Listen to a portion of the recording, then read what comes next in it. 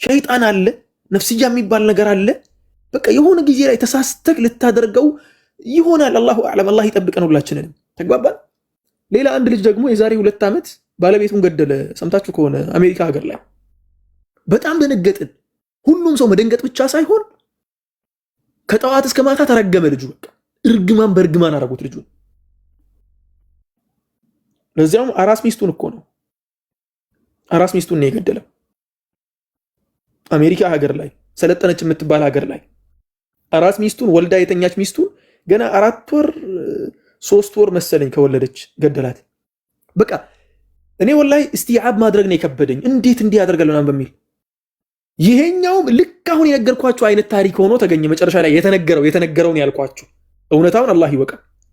ልጁ ግን የተናገረው መጨረሻ ላይ እንዲህ አድርጋ መጨረሻ ላይ መጥቼ የገደልኳት ቀን ሌላ ወንድ ቤቴ ገብቶ የፈለገውን ነገር ሰርቶ እኔ ማስረጃዎች አሉኝ እሷ ከሌላ ወንድ ጋር እንትን እንደምትል ምናምን ነገር እና ያን ነገር አይቼ እንዴት ከሌላ ሰው ጋር እንዲህ ትሆኛለሽ ብዬ ስናገራት ወንድ ከሆንክ ትወጣታለህ ብላ ቢላ ይዛ በሩ ላይ ቆመች። ቢላውን ይዤ ሰካሁባት ምናምን ብሎ ተናገረ። ከልጁ እንደተነገረው ማለት ነው። የትዳር ጉዳይ ሲመጣ እኔ ለዚያ ነው ማልወደው። የትዳርን ጉዳይ ላወራበት አልፈልግም። የትዳርን ነገር አንድ ሰው መጥቶ ሲናገር ዘልዬ እንትን ማለት አልወድም። ተግባባን። አሁን አሳሳች ሴት ናት ትላለህ አይደል? እዚህ ጋር ነዓም፣ የቅድሙም አሳሳች ወንድ ነው፣ ይህችኛውም አሳሳች ሴት ናት። እውነት ከሆነ የተነገረው ነገር ሁለቱም ጋር እውነት ከሆነ እሱም አሳሳች ነበር ሚስቱ የገደለችው፣ እዚህ ጋር ሚስቱን የገደለው ሰውዬ ተሳስተዋል። ሁለቱም ሲሳሳቱ ግን ሰዎችም አሳስተዋቸዋል በተነገረው ልክ ካየን። ስለዚህ የትዳር ነገር ሲመጣ ብዙ የተደበሰበሱ ነገሮች ይኖራሉ፣ ግልጽ ያልሆኑ ነገሮች ይኖራሉ። ተግባባን። ግልጽ ያልሆኑ ነገሮች ይኖራሉ። እነዚያ ነገሮችን ሳትረዱ ምንም ነገር ሳታውቁ ዝም ብሎ ፈትዋ መስጠት ዋላ ዋጋ ሊያስከፍልም ይችላል። አላህ ይጠብቀን። ለማንኛውም ሁላችሁን ቀስ እያላችሁ ሚስቶቻችሁን መጋጨት እንኳን ቢፈጠር ቁጭ ብላችሁ መፍታት፣ ቁጭ ብሎ መፍታት ካልተቻለ ደግሞ መፋታት፣ ረዘም ካለ ማለት ነው መፋታትን ባይተወይ ብዙ ጊዜ የሚናገሩት ነገር አለና ምንድነው አብገዱል ሐላል ዐንደላሂ ጠላቅ ተብሎ ነው የሚነገረው። እንደዛ የሚል ነገር እኔ በሐዲስ ውስጥ አላየሁም። ማለት ችግር ያለበት አተር ነው በሰነድ ደረጃ ማለት ነው። እና አላህ ስብሐነሁ ወተዓላ ሐላል እስካደረገው ድረስ መግባባት ካልተቻለ ለሞት የሚያደርስ ነገር የለም፣ መለያየት ነው በቃ። እኛ ሙስሊሞች አለን እንዴ? ሙስሊም ከቻለ ይኖራል፣ ካልቻለ ደግሞ የሚገዳደልበት ምክንያት የለው፣ ይለያያል። خلاص ተግባባን። ብዙ ጊዜ መፋታት መፍትሄ ሊሆን ይችላል። የአላህ ቁርአን ላይ ምን ይላል? ወየተፈረቀ ይሁንላሁ ኩለ ሚን ሰዓቲሂ። እሺ አልተፋታህም፣ ተጋደልክ። አሁን ያኛው እንትን ገደለ፣ ሚስቱን ገደለ፣ ልጆቹን አራስ የሆነችን ልጁን እናት አልባ አደረጋት። አሁን ያቺ ልጅ የተወለደችዋ ልጅ ወይ ደግሞ ያ የተወለደው ልጅ እናቱ እሱን ወልዳ በ3 ወሩ በአባቱ የተገደለበት ልጅ ሰው ሆኖ ያድጋል። ሲያድግ ስታስቡት እናንተ አእምሮ ትክክል ይሆናል? ከዚያ በኋላ ሲያድግ ያ ነገር ቢነገረው ጤነኛ ሰው ይሆናል? አይሆንም፣ በእርግጠኝነት ማለት ነው። ስለዚህ ምን ማድረግ ነው የሚሻለው ብለህ ስትመለስ አንዳንድ ጊዜ አለመግባባትም መግባባት ነው። አልተግባባችሁም አይደለ? ነዓም፣ ቁጭ ብላችሁ ታወሩና አልተግባባንማ፣ አዎ በቃ አንቺም በራስሽ መንገድ ሂጂ፣ እኔም በራሴ መንገድ ልሂድ። አሰላሙ አለይኩም ወአለይኩም ሰላም። እሱም ይኑር አንቺም ትኖር ያለሽ፣ እሷም ትኑር አንተም ትኖራለህ ማለት ነው። በዚያ መልኩ ማለትም ይቻላል። ለዚያ ነው ሸሪዓችንም ፍቺ የሚባለው መንገድ ያደረገው። ወይ የተፈረቀ ይሁንላሁ ኩለ ሚን ሰዓቲሂም ያለው ለማስተካከል ይሞከራል። ማስተካከሉ ከባድ የሚሆን ከሆነ ደግሞ የመጨረሻ ሶሉሽን የሚሆነው ያኛው ነው እና የመጨረሻ ሶሉሽን መሞት ወይ ደግሞ መግደል አይደለም የሚለውን ነገርም ለማስጨበጥ ፈልጌ ነው። ወላሂ ብዙ ወንድሞችን አውቃለሁ ረጅም ዓመት ካገቡ 6-7 ዓመት ኖረዋል። አንድ ቀን ሚስቶቻቸውን እጃቸውን አንስተውባቸው አያውቁም፣ በእጅ ነክተው አያውቁም። በቃ በፍቅር ነው የሚኖረው። ግጭት ይፈጠራል አይደል? ነዓም፣ ግጭት ሲፈጠር መማታት የለ ምን የለ እጅ አያስፈልግም ሲጀመር። ሐታ ሸሪዓው ባለው መልኩ እንኳን ፋጅሩሁነ ፊል መዳጂዕ ወድሪቡሁነ የሚለውን አያ እንኳን ልተግብረው ብትል እንዴት አድርጎ እንደሚመታ እኮ ሸሪዓ ነግሮናል እኮ አይደል እንዴ? መደብደብ አይደለም፣ ቡጢ አይደለም፣ ምን አይደለም፣ ላ በሲዋክ በጥርስ መፋቂያ፣ ለዚያውም እጅህን ከፍ ሳታደርግ እዚያው ባለበት። በቃ ማለት ተናድጃለሁ የሚለውን ነገር እንደመግለጽ ነው። የሆነ ሲምቦሊክ የሆነ ነገር ነው፣ የሆነ ምልክት ነገር ነው። በቃ መናደድህን የሚያሳይ ነገር ማለት ነው እንጂ ቡጢ መሰንዘር እንትን ማለት ጥርሷን ማውለቅ። እኔ ጋር መታ ባለቤቴ 4 ጥርሴን አወለቀ አለችኝ። 4ቱን ጥርሴን አወለቀ። ከዚያ አሳልኳት። ከዚያማ የኔን ጥርስ አውልቆ ማን አባቱን ሊያገባ ነው አለች። ከሱ ጋር እየኖርኩ ነው። ማሻአላ ደግ አድርገሻል አልኳት። እህቴ ተበቃ አድርጊው። አራገፈ አይደለ? የተራገፈውን ሰብሰብ አድርጎ መኖር ነው። ይህም መቀለድ ነው። ተግባባን። እና ምን ሌላችሁ ፈልጌ ነው፣ ጥርስ መራገፉ ጋር መድረስ የለበትም። ከዚያ በፊት ባለው ሶሉሽን መፈጠር አለበት። ወላሂ አልሐምዱሊላህ ረቢል ዓለሚን። እኔ በቅርበት የማውቃቸው ብዙ ሰዎች አሉ። አልሐምዱሊላህ አንድ ሚስቶቻቸውን በእጅ ሲነኩ አልተጋጩም እያልኩ አይደለም፣ ላ ይጋጫሉ። አለመግባባት መሀላቸው ይፈጠራል። መደባደብ እንዲህ ቡጢ ምናምን ኧረ የለም። በጣም አስቂኝ ነው። ያው የቤት ለቤት የሚፋይት ነው በለው እንግዲህ።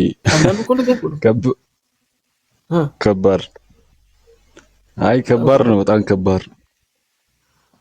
አግብታል ጂክ?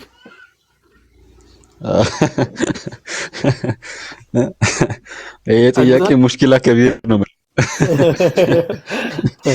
በዚህ አጋጣሚ እኔ አግብቻለሁ። 2 ልጆች አሉ። ትልቅ ሰውዬ ነኝ። አንቱ ብትሉኝም አይከፋኝም። አንዳንዴ ከትዳር ዓለም የተረዳሁት ነገር ቢኖር አለመግባባት በጣም ኖርማሉ የትዳር ኑሮ ነው። አለመግባባት የሚባለው ነገር፣ ግጭት የሚባለው ነገር ኖርማል የሚባለው የትዳር አንዱ ምዕራፍ ነው። መጋጨት ማለት ነው። ኖርማል ነው። ተግባባን። ትጋጫለህ፣ ከሚስትህ ጋር ትጋጫለህ፣ ከባልሽ ጋር ትጋጫለሽ። እስ ኖርማል خلاص። ግን ያንን ግጭት ሶልቭ የምታረጉበት መንገድ ወሳኝነት አለው። ዛሬ ተጋጭናል፣ ዛሬው እንፋታ ነው። ዛሬ ተጋጭናል፣ ለገመናውን እንዳለ ለዓለም እናሳውቅ ነው። አይደረግም። ምንድን ነው የሚደረገው? ግጭት ሲፈጠር በተቻለ አቅም ነገሮችን ለማብረድ ወደ እጅ አለመሮጥ፣ አላስፈላጊ ነገር ውስጥ አለመግባት፣ ነገ ላይ የሚጸጽተንን ነገር ዛሬ ላይ አለመናገር፣ እነሱ ነገሮችን ጠንቀቅ ማለት ነው። ጄክ ካላገባህ ምክር ይሆንሃል፣ ካገባህ ደግሞ ያው አንተም ትመክረናለህ ማለት ነው። እና እነኚህ ነገሮች አሉ። ውጭ ላይ ሆናችሁ ደግሞ እኔ ሚስቴን ሳገባ ይላል እኮ እኔ ሚስቴን ሳገባ እሺ አቀማጥዬ ነው ማኖራት። አቀማጥዬና አቃጥዬ የሚለው መሀል ያለው ዲፍረንስ አይገባውም። ተግባባን። ከርቀት ሲታይ ሁሉም ነገር እንደዚያ ነው የሚመስለው። ምን እንደሚመስል ታውቃለህ? ከርቀት ሲታይ ከማግባት በፊት አዕዘብ የሚባሉት አሊያም ደግሞ ይሄ ወንደላጤ የሚባሉት የምትባሉት ሁላችሁም ሰብሰብ አድርጌ ዛሬ የምገርፋችሁ የሚመስላችሁ በቃ ሚስታችሁ ስትመጣ በር የምትከፍቱላት ኡበር ጠርታችሁ ምናምን በር ከፍታችሁ የምታስገባት የሚመስላችሁ። ላ ወደ ትዳር ዓለም ወደ ሪያሊቲው ስትመጡ መጋጨት ይመጣል። አንዳንዴ ድምፅ ከፍ ሊል ይችላል። አላስፈላጊ ነገር መሀላችሁ ሊፈጠር ይችላል። እነዚያን ነገሮችን ሃንድል አድርገህ ስታልፍ ነው። የመኪና በር መክፈቱን ትደርስበታለህ፣ ችግር የለውም።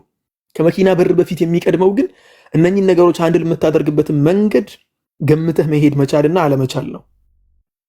ተግባባን አይደለ? እነኚህን ነገሮችን የማትመጥንና የማታስተካክል ከሆነ የመኪና በር ልትከፍትላት ትችላለህ። በሩን የምትከፍተው ግን ልትሸኛት ነው። ተግባባን? እዚያ ነገርም ሊፈጠር ስለሚችል ወደ ትዳር ልትገቡ ስትሉ በደንብ አስባችሁበት ግቡ። ችግር ይፈጠራል። የተፈጠረውን ችግር ደግሞ በሰላማዊ መንገዱ ለመፍታት ሞክሩ ለማለት ያክል ነው። ስትጋጩ ደግሞ በተቻላችሁ አቅም ያንን ግጭት ወደ ቀልድም ብትለውጡት በጣም አሪፍ ነው። አንድ ወንድማችን ከሚስቱ ጋር ሲጣላ እንዴት እንደሚያስታርቃት ታውቃላችሁ? ወላሂ ያ ልጅ በጣም ነው የሚያስቀኝ። እኛ ጋር ሲመጣ በጣም ጤነኛ ሰው ነው፣ በጣም ጤነኛ ሰላማዊ ሰው ማለት። እኛ ጋር ሲመጣ ሚስቱ ጋር ሲመጣ እብድ ያደርገዋል፣ ይጫወታል። በጣም ቀልደኛ ነው። ሚስቱ ጋር ሲመጣ ይቀልድባታል፣ ምን ይላል። በተለይ እሱ የሆነ ነገር ካጠፋ በጣም ነው የሚቀልደው፣ ያፌዝባታል፣ ምን ይላል። ትቃጠላለች፣ ትቆጣለች፣ ምን ትላለች። መጨረሻ ላይ ምንም የምታደርገው ነገር የለም እና እንደዚያ ነው። እና ብዙ ጊዜ እንደዚያ ይመስላል። ከርቀት ስታዩ የትዳር ህይወት የሚባለው ነገር በጣም ፍራሽ በፍራሽ ነው የሚመስለው። ከዚያ ወደ ውስጥ ስትገቡ ፍራሹ ራሱ የሆነ የሚከብድ ነገሮች አሉት። ያ የሚከብደውን ነገር ደግሞ በሰብር ነው የሚታለፈው ለማለት ያክል ነው። ጄኮ የምትጨምረው ነገር ካለ እንዴ? ኡስታዝ ገብተዋል። እንዲያስተፍሩላህ ኡስታዝ እያለ ነበር እንዲያወራሁት። አላህ ይቅር ይበለኝ። ጀዛከላህ ኸይር ኡስታዝ ሙዓዝ። ኡስታዝ ቀጥል። ኡስታዝ ወሂድም መጥቷል። ኧረ ሁለቱም ብቅ ብለዋል። ኡስታዝ ኢብሮም ብቅ አለ፣ ኡስታዝ ወሂድም መጡ። ኡስታዝ ወሂድ ባለፈው ስለ ሴቶች ጉዳይ ሲያወሩ ሰማሁና እስካሁን ድረስ ያመለጠኝ ትምህርት ነው ያልኩት። ወላሂ ያመለጠኝ ትምህርት ሴት ልጅ እኮ ምንም አይጣልም ብለው በጣም ተናግረው ነበር። እስቲ ኡስታዝ እንደዚህ አይመሰሉ ልባችንን የሚያረጥቡ ነገሮችን ይጨምሩልን። ባረከላሁ ፊኩም። ሰላም አለይኩም ወራህመቱላሂ ወበረካቱ። ሰላም ወራህመቱላሂ ወበረካቱ። ስለ ትዳር እያነሳ ማንን ለማባባት ነው እኔን የምታላኩሰኝ? አሁን ኢብሮ ሳቅ የሚለው እኮ የሆነ ነገር አለ። ጠፋይ ቪዲዮ ራሱ አዘጋሁት ማለት ነው። ሀያ ያደርጋል ማለት ነው። ጄክም አለ ብዙ አሉ ያላገባው አሉ እና አቀማጥዬም አቃጥዬም ሁለቱም ይሰራል። አይተው ከሆነ ማለት አንዳንዴ ያቃጠልካት ነው እየለበለብካት ነው እንጂ አትችላትም። ሴት ልጅን ማቀማጠል ሌላ ጉዳይ ነው። አናት ላይ ነው የምትወጣው ሴት ልጅ በጣም ካቀማጠልካት። ስለዚህ ሁለቱንም ፓራራሊ መሄድ መቻል አለባቸው። ማቀማጠልም እንዳለ ሆኖ ማቃጠልም አለ። አንዳንዴ መለብለብ አለብህ ማለት ነው። እንደዛ ነውና ድንበር መቀመጥ አለበት አይደል ኡስታዝ? ሴት ልጅ በጣም የምትወደው ነገር የታወቀ ጉዳይ ነው። እንክብካቤ ትወዳለች። ወላሂ እንክብካቤ የመሰለ ነገር የለም። አይኗን የሚያያት አይን፣ የሚያዳምጣት ጆሮ፣ ድምጿን ስሟን የሚጠራ አንደበት፣ የሚዳስሳት እጅ፣ የሚያስባት ልብ ትፈልጋለች። ይሄ የታወቀ ጉዳይ ነው። ስለዚህ እንክብካቤ ያስፈልጋል። በነገራችን ላይ እውነት ነው። ሴት ልጅ የሚጣል ነገር ምንም ነገር የላት። ያው የሚጣለው አንድ ነገር ብቻ ነው። ታውቃለህ ኡስታዝ ሙአዝ ተናግሬያለሁ ከዚህ በፊት ማለት ነው። ሴት ልጅ የሚጣለው አንድ ነገር ብቻ ነው፣ ጥፍሯ ብቻ ነው። እጇ ላይ ያለው ጥፍር ቆርጣ ስለምጥለው ነው። እሱም ላዋ ላይ ቢሆን ይቆረጠማል፣ ይበላል ራሱ። ይህ ሴት ልጅ የምትቆረጠም ናት። ምንም የሚጣል ነገር የላት። ለዛ ነው ያ ነው ያለው። አላህ በሐላል ሁላችሁንም ትዳር ይወፍቃችሁ። በሐላል የተገኘች ሴት እንቁ ናት፣ ድንቅ ናት። የተሰተረች ሴት ደግሞ በጣም ደግሞ ታውቃላችሁ አላህ ዘንድ ያለውም ደረጃ እንደ ማንኛውም እንትን አይደለም የምትሉት ማለት ነው። እኔ በበኩሌ ደስተኛ ስለሆንኩኝ ባለውበት በባለቤቴ ነገር አላህ የሰጠኝ ስጦታዬ ነው። በነገራችን ላይ ሶላተል ለይል ሰግጄ ነው ሚስቴን ያገኘኋት። ዝም ብላ የመጣችም አይደለችም። ተነስቼ ሰግጄ ምን ብዬ አላህ እንዲወፍቀኝ ዱአ አድርጌ ሸና ደብሮ እና እንደዛ አድርጌ ነው ያገኘኋት እና ከዛ አንሳር ነው እንግዲህ ሲሰጥ ተሰጠ ነው። ብቻ አላህን ሁሉ ጊዜ የምለምነው ምንድነው አቀርላ ምደፋኝ ሴት እንዳይሰጠኝ አደራ ብዬው ነበር አላህን። አቃጥላ ምደፋ ይሄ ያላደ የምታቃጥል በሆነ ባልሆነ የምታቃጥል ማለት ነውና ከዛ አንሳር ነው። እውነት ነው የሚጣል ነገር የላቸውም ሴቶች። የሚጣል ነገር አላቸው እንዴ ኡስታዝ ሙአዝ? እስካሁን ድረስ እርስዎ ባሉት ልክ ነው ማለት ወላሂ ከፍጡር መካከል በጣም ጥንቃቄ የሚፈልግ እንክብካቤ የሚፈልግ በተለይ ከኛ ሞዴል ጋር የማይሄድ የኢትዮጵያ አሰራር እኮ አይታችሁ ከሆነ የኛ ባህልም የኛ አካሄድም የሆነ ጊዜ ጋዜጣው ላይ ወጥቶ ነበር እኮ ኡስታዝ የኢትዮጵያ ወንዶች ሶስተኛ ወጡ የሚል ሚቶቻቸው በመደብደብ እና ኡስታዝ ይከታተሉ ነው የአንዱም እንዳለ ታውቃለህ ኡስታዝ አጠገቡ ናት መሰለኝ አለ። ተንኮለኛ ልጅ ነኝ። ስራ ቦታ ነኝ ያለሁት። በነገራችን ላይ ስራ ቦታ ነኝ ያለሁት፣ ቤት አይደለም ያለሁት። አንድ ጊዜም አንድ ጓደኛዬ ደወለና ሲደውል እንዴት ናት ባለቤት ምናምን ነገር እሷ ትለያለች አልኩት። እንዴ ስለው እንዲህ አይነት ሴቶች በዘመናት መካከል አንዴ ነው ተፈጥረው ብቅ ብለው የሚጠፉት ምናምን ነገር አልኩኝ። ከዛ ስል አጋጣሚ ደግሞ እንትን ነበረች እሷ ራቅ ባለቤት አጠገባለች እንዴ አለኝ። አይ ሳሎን ናት ያለሁት እኔ መኝታ ቤት ሆኜ ነው። ስለ የሆነ ነገር ፈልጋል ማለት ነው አለኝ። አንዳንዴ እንደዛ የሚታሰበው ባይደው ማለት ምን አይነት ተንኮለኛ ልጅ ነው አልኩኝ። እና አሁን እዚህ ጋር ከታች ያለው አጠገብ ናት ወይ ምናምን ነገር እኔ ስራ ቦታ ወላሂ ስራ ቦታ ነኝ ያለሁት እና እኔ ሁሉ ጊዜ ምን የምናገረው ኖርማል ማለት ነውና ቀጥል ኡስታዝ። በቲክቶክ ስለምትከታተል ነው እና ኧረ ይብሮ እንደዛ አትበል። የኔ ባለቤት ቲክቶክ አትጠቀምም። ኧረ አውቄ ነው ለጨዋታው። ተው ይብሮ ተው፣ አታቀሳስረኝ ከዚህ ህዝብ ጋር ወላሂ። ኡስታዝ ማለት ነው እኔ አሁን አንድ ያስተዋልኩት ነገር አለ። አሁን ባለቤቴን አላህ ይጠብቅልኝ። ባለቤቴን ብቻ አይደለም ሌሎችም ወንድሞቼ ባለቤቶች አሏቸው እና ስለ ባለቤቶቻቸው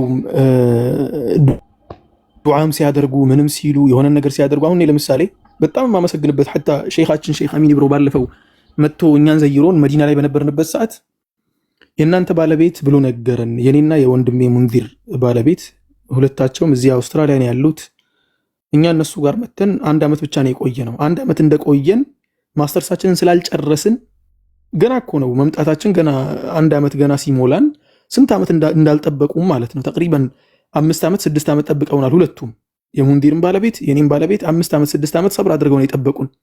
አንዳንዴ እየመጡ መዲና ላይ እየዘየሩን፣ አንዳንዴ ኢትዮጵያ ላይ ሄደው እየዘየሩን ይህን ሁሉ መስዋዕትነት ከከፈሉ በኋላ እዚህ መተን እነሱ ጋር 1 ዓመት ብቻ ቆይተን ተመልሰን ድጋሚ ወደ መዲና እንድንሄድ እነሱ ነበር የገፋፉን። ሂዱና ክላሳችሁን ጨርሱ ነው የተባልነው።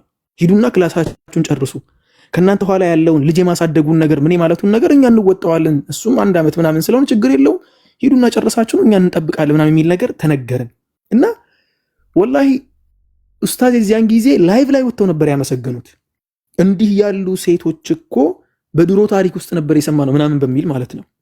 ምን ልላችሁ ፈልጌ ነው ወንድሞቼ፣ ባለቤቶቻችሁ ለእናንተ መልካም ነገር ሰርተው ከሆነ እነሱም ማመስገን ምስጋና መንፈግ የለባችሁም። እነሱም ማመስገን የእናንተ ጉድለት አይደለም፣ እንዲሁም ምስጋና ማወቃችሁን ነው የሚያሳየው። ስለዚህ ፕሊስ አመስጋኞች እንሁን። ወንዶች እንደ ኖርማል አድርገው ነው የሚያስቡት ይሄን ነገር። ላ ኖርማል አይደለም። ዋጋ ከፍላለች አይደለ? የሆነ ነገር አድርጋለች አይደለ? ባደረገችው ነገር ልክ ልትመሰገን ይገባታል። አላህ ስብሓነሁ ወተዓላ ጀዛቸውን ይክፈላቸው። ባለቤቶቻችን ወላሂ እኛን ችለው ባህሪያችንን ችለው እኛን ደግሞ ተማምነው ይህ ልጅ ያኖረኛል፣ ይህ ልጅ ከኔ ጋር ይዘልቃል፣ ጥሩ ነገር ከኔ ጋር ያሳልፋል፣ ኢንሻአላህ አላህ ካለ ዱንያ ላይ አብረን ኖረን ጀነት ውስጥም አብረን እንሰበሰባለን፣ የልጆች አባት መሆን ይችላል ብለው ኃላፊነቱ ያን የሚያክል ኃላፊነት መርጠው ሲያሸክሙን ቀላል ነገር አይደለም። እኔም ምርጣ መምጣቷ ራሱ ለኔ ትልቅ ስጦታ ነው ብዬ ነው የማስበው። ስለዚህ ያለው ነገር ይሄ ነው። አላህ Subhanahu Wa Ta'ala ባለቤቶቻችንን በአጠቃላይ ይጠብቅልን፣ ባሉበት አላህ በረካ ያደርጋቸው። ልጆቻችንን የልጅ ልጆቻችንንም ደግሞ በዲን ላይ የሚጸኑ ዲን አልኢስላምን የሚያስፋፉ መልካም ባሮች አላህ ያድርግልን። ያላገባችሁትን አላህ መልካም ትዳር ይወፍቃችሁ። የምትደሰቱበትን የሚያዝናናችሁን የሚያስደስታችሁን ባል አላህ ይስጣችሁ።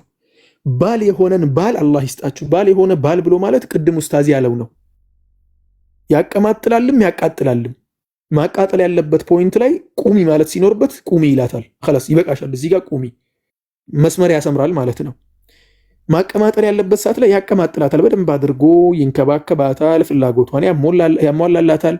እንደዚህ አድርጎ ሁለቱንም ባላንስ ማድረግ የሚችል ሚስት የሚሆን ባል ሳይሆን ባል የሚሆንን ባል አላህ ይወፍቃችሁ።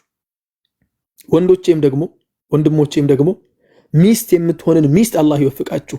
ሚስት የምትሆን ሚስት ማለት ካንተ እኩል ቆማ ማትሟገት፣ ድምጿ ከፍ ማይልብህ፣ የምታከብርህ፣ የምትወድህ፣ ያንተ ቃል ከሷ ቃል ሁሉ የሚቀድምባት፣ ያንተን ቃል የምታስቀድም፣ አንተን ደስ ካለ ምንም ችግር የለም የምትልክ፣ እንደዚህ አይነት ምርጥ ሚስት አላህ ይወፍቅህ። አላህ ይወፍቃችሁ ሁላችሁንም። እንዲያው አግብታችሁን ከሆነ መጨመር የምትፈልጉም ካላችሁ አላህ ጨምሮ ጨማምሮ በረካ ያለውን ይወፍቃችሁ ብለናል። ከታች አሚኑ እንደሚቋረጥ አውቃለሁ። አቋረጣችሁም አላቋረጣችሁም አላህ ይወፍቃችሁ ብያለሁ። ሰላሙ አለይኩም ወራህመቱላሂ ወበረካቱሁ። ኡስታዝ ጨምሩበት። ወአለይኩም ሰላም ወራህመቱላሂ ወበረካቱሁ። ደህና ተናግረ መጨረሻ ላይ ልትለው ነበር፣ ልደበላልቀው ነበረ። ያው ቶሎ ብለህ ጨረስከው ማለት ነው። ማሻአላህ አሪፍ ነው።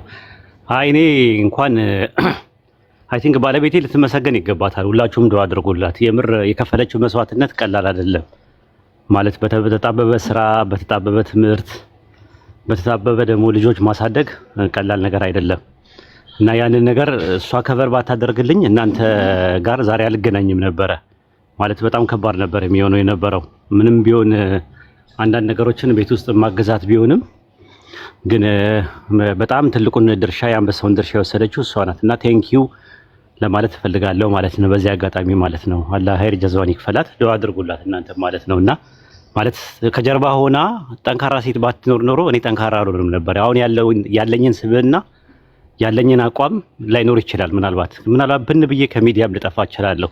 ህይወት ፈተናው ነው ማለት ነው። ግን አይዞ በርታ ምናምን ተብሎ ደግሞ የሚያበረታታችሁ ሰው ደግሞ ከጀርባችሁ ሲኖር ጠንካራ ነው የምትሆኑት። አንደኛ ነገር አሁን ደግሞ ተመልሼ ደግሞ ጊዜ እንድሰጥ ለልጆችም ጊዜ እንድሰጥ ለባለቤቴም ጊዜ እንድሰጥ ላደረጉኝ ወንድሞች ደግሞ ጀዛኩሙላህ ኸይረን ጀዛ ላለሁ። የኢብሮን አመሰግናለሁ፣ አላህ ይስጥልኝ። ኢምራን እናመሰግናለሁ። ሌሎችም ወንድሞች ቤት የሚከፍቱ ወንድሞች የምር ክፍተታችን ነው የተሸፈነልን በአሁን ሰዓት ማለት ነውና ላመሰግንም ጭምር ነው እነሱም ፈልገው ዱዓ አድርጉልን። አላቸው ኢንሻአላህ ማለት ነው። ክፍተት ትልቅ ነገር ነው እየተሸፈነ ያለው ማለት ነው። እና በዚህ አጋጣሚ ደግሞ ልናበረታታቸው ነው የሚገባው እንጂ የሆነ መስበር እንትን ማለት ሌላ የተርፍ ቃላት መናገር ቤት ከፍቶ መርገጥ ምናምን ነገር አስፈላጊ አይደለም ማለት ነው። በጣም ነው ፔንፉል የሆነኝ ያመመኝ ውስጤን ማለት ነው። እና ለምንድን ነው እንደዛ ያልኩት? ይሄ ክፍተት ነው ማለት እስቲ አሁን በቃ እስቲ ከራስ እረፍት እንኳን አያስፈልገኝም እንዴ? ስንት ዓመት ነው የሰራሁት እኔ ንጽጽር ኡስታዝ 10 ዓመት ሰርቻለሁ። ነዓም ወላሂ ከበፊት ለኔ እንኳን ኡስታዝ አዎ ማለት ማረፍ አለብኝ። የሆነ የራሴ ነገር አለ፣ እረፍት ያስፈልገኛል።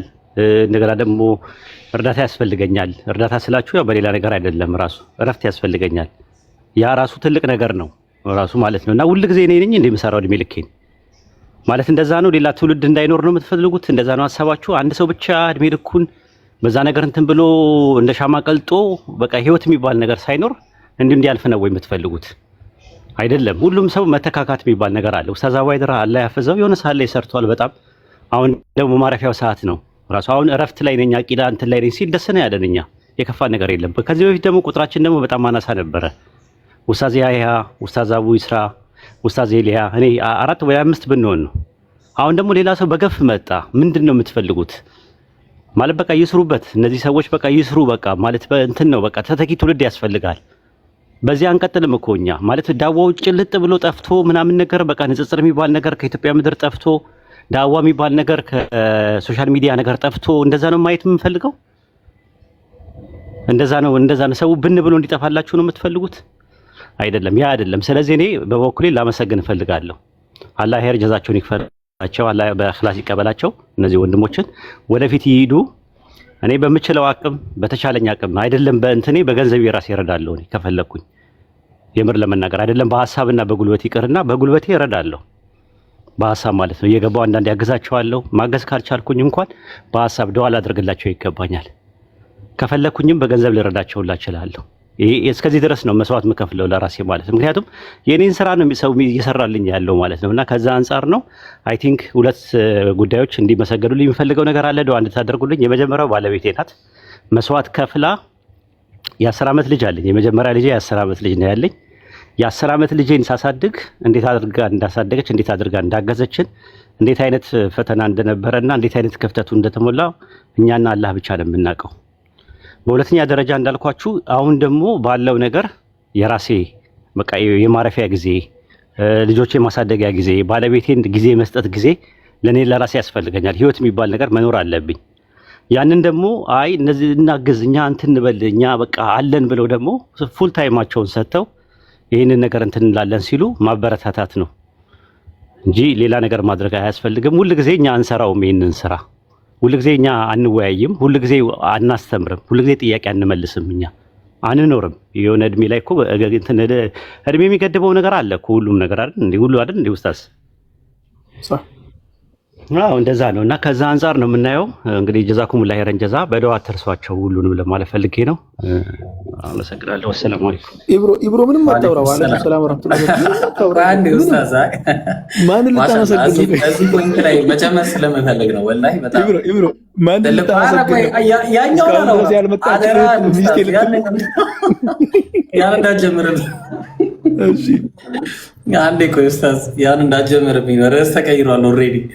እና ኡስታዝ ማሻአላ ትልቅ ስራ ነው የሰራው። መጽሐፍ በመጽሐፍ ከፌስቡክ ጀምሮ እስከ ቴሌግራም በጣም ብዙ ስራ ነበረ ሲሰራ የነበረው። እንግዲህ ይሄ ቀላል የሚባል ነገር አይደለም። እና አሁን ደግሞ ያው እንደምታውቁት በተለይ ደግሞ አሁን ያለው መጣመርና አሁን ያለው አካሄድን ስትመለከቱ ከመቼውም በላይ እንደዚህ አይነት የንጽጽር አካሄድ አይተናናቅም። በጣም በሚገርም ሁኔታ ፎሎወር ማለትም እንደዚህ አዳማጭ 1700 አዳማጭ ኖሮ ለመጪው ትውልድ ደግሞ ጠራጊ የሆነ ትውልድ ነው የተፈጠረው አሁን በዚህ ላይ ማለት ነው። ለመጪው ትውልድ ሚውት አድርጊ ልጅ አይሻሽ። ለመጪው ትውልድ ጠራጊ የሆነ ህዝብ ማለትም ጠራጊ የሆነ ትውልድ መምጣቱን ታያላችሁ። ሀቂቀተን ይሄንን አሁን በዚህ ሰዓት ያለውን ሰው ጀርባውን ለመቁረጥ አከርካሪውን ለመስበር የሚሄደው ርቀት በጣም ሀቂቀተን ይሄ አንዳንዴ ጅህልናም ይመስለኛል። ምክንያቱም እንደምታውቁት አሁን በተቋም ደረጃ ነው ያለነው። እንዲህ በተበተነ ደረጃም አይደለም። ተቋም ያለን አልቡርሃን የሚባል ተቋም ያለን ሰዎች ነን። በዛ ተቋም ውስጥ መጅሊስ እውቅና ያለን ነን። በመጅሊስ እውቅና የምንንቀሳቀስና ተራ የሆነ አካሄድ የምንሄድም ሰዎች አለን። በዚህ ሰዓት ያለ ነው። በማንም አሉባልታ ዝም ብለን የምንወድቅም ሰዎች አለንም ያለ ነው። ኦኬ በጣም አልሐምዱሊላህ ረቢል ዓለሚን። ይሄ የአላህ ኒዕማ ነው። እንግዲህ እና ኡስታዝ ወሂድ ሰርተዋል። ከዚህ በፊት በሰሩት ነገር በጣም ትልቅ ነገር ነው። ሀቂቀተን ትልቅ ነገር ሰርተው ለእኛ አስረክቡ። ይህንን ትውልድ ደግሞ እኛ ትልቅ ነገር ነው የሰራ ነው። እንግዲህ ሰራን ማለት አይቻልም፣ ነውር ነው። ግን መታወቅ አለበት። አንዳንዴ ጆሮ ካልሰማ ልብ አያይም፣ ማስተዋልም አይችልም። ኦኬ እኛም ለመጪው ትውልድ እንደዚህ ነው እየጠረግን የምንሄደው። ጠርገናል። አሁን ኦልሬዲ ትልቅ ስራ ነው እየተሰራ ያለው። እንደምታዩት ኢምራን ቤት ማታ ማታ ያለውን ስራ ታያላችሁ። ቀን ቀን እኔ ቤት ያለውን ስራ ታያላችሁ። እነ አቡኪ እነ ሳላህ እነ ሌሎች ወንድሞችም እንዳለ ብትመለከቷቸው እየተሰራ ያለው ስራ ቀላል የሚባል ስራ አይደለም። ሀቂቀተን ቀላል የሚባል ስራ አይደለም እየተሰራ ያለው። ይሄንን ስራ ሀታ እያያችሁ ነው። ከዚህ በኋላ ቲክቶክ አንጠቀምም ብለው አቀቷቸው እየሄዱ ነው። ይሄ ትውልድ ነው ያንን ያባረረው። እነ ሁሱ አሲስ እንትን ሁሉንም ሰው ልጥራ እንትና ብዬ ልጥራ፣ ሁሉንም እንደዛ ነው የፈለጋችሁት? እንትና ብዬ ልጥራ ያስቁኛል። ገና እኔን የሚጠራ ሰው ታገኛለህ፣ ጠብቅ። ኮመንተሮች ያስቁኛል። ሀቂቀትን እንትን አትሁኑ እሺ። እኛ ሁሉንም እንጥራ ካልንማ ቁጥሩም አያልቅም።